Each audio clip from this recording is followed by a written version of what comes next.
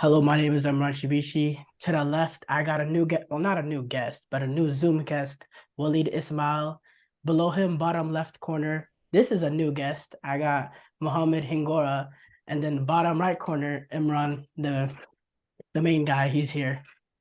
And we are going to continue our SBC Sports NFL landscape by previewing the Chargers and the Jaguars. So, Imran, I'm going to go to you first. How do you see this game going out? Chargers, Jaguars. This is a very interesting game because like the Jaguars this season have been very up and down.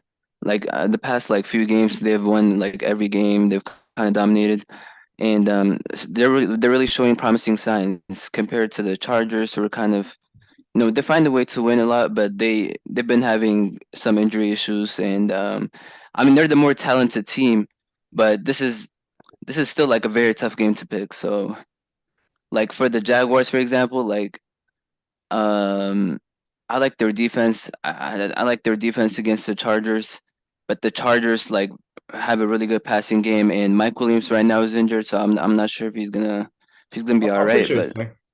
yeah, he's gonna play probably. But There's three people. I know you're used to only recording three, yeah, but make okay, it okay. quicker. Make it quicker. Oh, Should I give a pick? now hold on that. All right, okay, yeah. So let's everyone talk. Okay. Hingora, go next. Well, personally, the Jaguars are a very hot team right now, and the Chargers they just lost Mike Williams. And me personally, I think Mike Williams is a very big aspect of the offense, and I feel like And he might be giving back. him. Let's get that straight. He's probably I gonna mean, be it's his back. He back just though.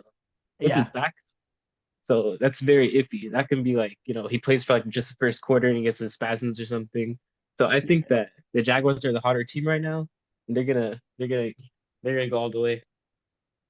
They're gonna beat the. Yeah. I totally said do not give your prediction, but Oh, it's I okay. mean, Willie, it's like go. if you pronounce the wire, I don't know. Willie, go ahead.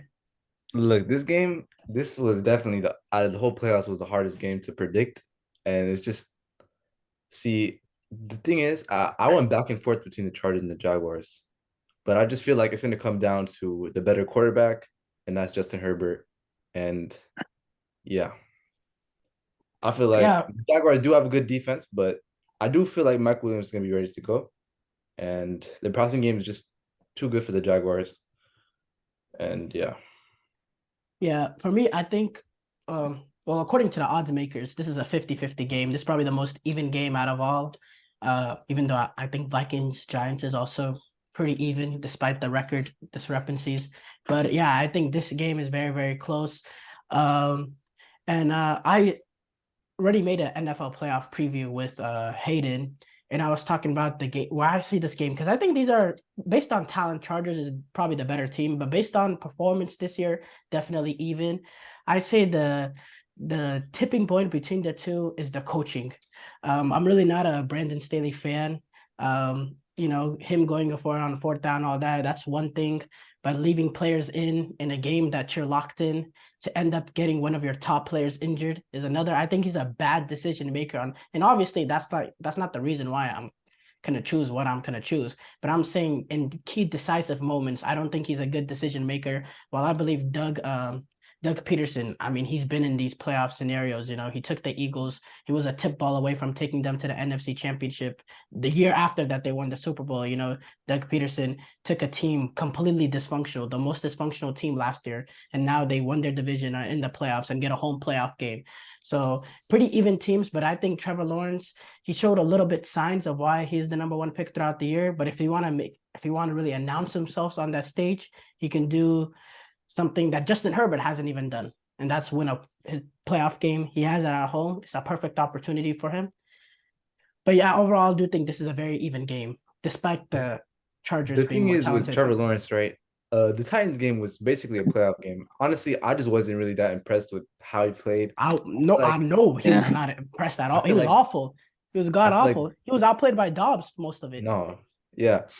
I just For me, like if he's playing this the same way he played in that game, I just think like the Chargers are gonna outscore the Jaguars because the Titans they're not a good offense. That the only reason the Jaguars won that game is because the Titans couldn't put up points, but the Chargers are capable of putting up points to defeat the Jaguars. That's what I think. But yeah, I'm going with the Yeah, Chargers for I like just to defend them on that a bit. there is pressure there. You're at home. It's the division title game. You're the expected favorite and all that. There's not as much expectations. I don't want to defend them and all, but look what happened last year when the Colts went into Jacksonville.